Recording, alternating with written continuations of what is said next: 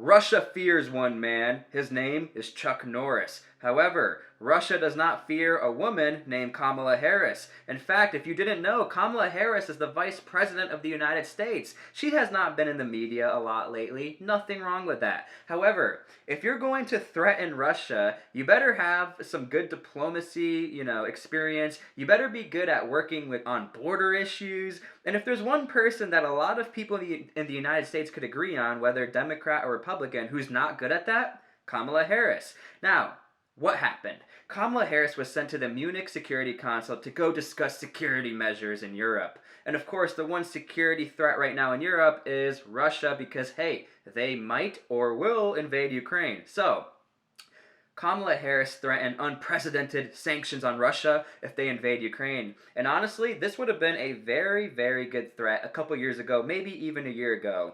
Sanctions economically are absolutely horrible to countries. Economies collapse very easily, especially with a partner like the United States, because the United States is cool with pretty much a ton of other superpowers.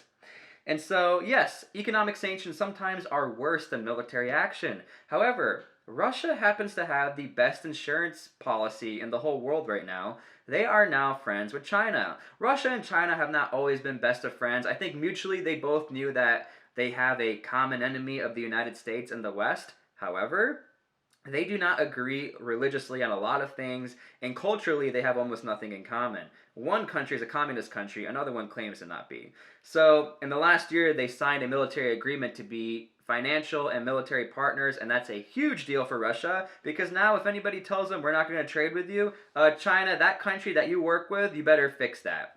So that's what's going on with that. So again, of all the people to threaten Russia, you send the vice president that literally has no experience with anything. I mean, it would have been better if we sent a random guy from New York City who's like the doughboy for a pizza place, and he's like, hey, I'm gonna grab my boys, Putin. If you mess with my other boy, Ukraine, we're gonna break your kneecap. That would have been a better option than sending Kamala Harris with absolutely no experience in dealing with a world leader like President Putin. President Putin is an ex-KGB spy. He knows what he's doing. He knows the mental warfare game. Kamala Harris does not. Okay? United States, we have to do better.